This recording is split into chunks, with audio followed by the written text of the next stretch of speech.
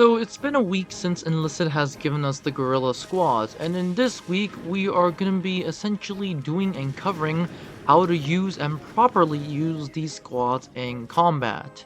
Of course, this video is going to cover what you should do, what equipment they can carry, what is the best usage of them, and how you should use them in combat. If you haven't liked, subscribed, or joined the Discord, I highly suggest that you do.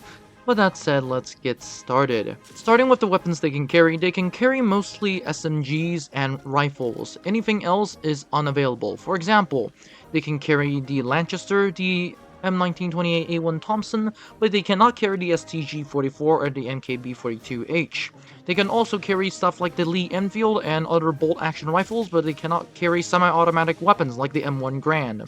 On the other hand, they can carry shotguns, which does classify as quote-unquote an SMG. So that's interesting.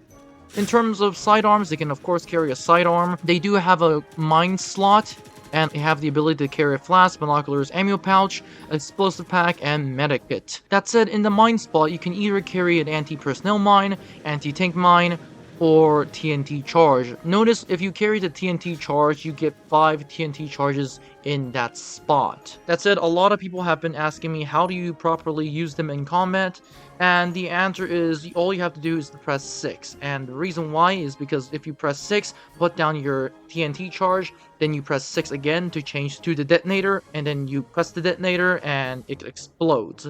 Usually that's what happens, but sometimes the TNT charges is finicky, so that's an issue for everyone.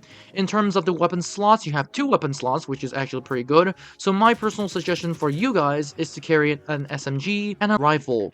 With that all said and done, here are what I suggest for how to use this squad, and it is pretty simple. These squads can be used at close range, and these are actually pretty decent at close range if you know what you're doing and if they are fully upgraded at 5 stars.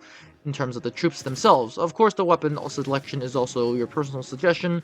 Some weapons do better than others, of course. For example, for the Americans at tier 2, I have the Lanchester, and in terms of long-range weapons, because they can carry 2 weapon slots, I put them with the Lee Enfield number 4, which is essentially my version of long-range weapons.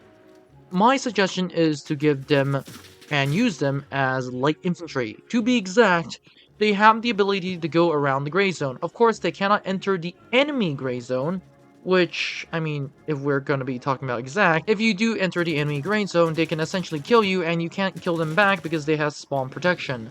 My suggestion is to essentially hunt for enemy tanks and enemy rallies. That is essentially what you're going to be doing with this squad. And at the last resort, I would suggest that you send them into combat. Now, the way that you hunt for enemy tanks is to go behind the enemy lines, well behind the main enemy spawn, and probably to somewhere around the vehicle spawn. You can tell where the vehicle spawn is via Enlisted actually telling you. So my suggestion is, if you have TNT charges, put TNT charges on tanks, blow them up, and just keep rinsing and repeating.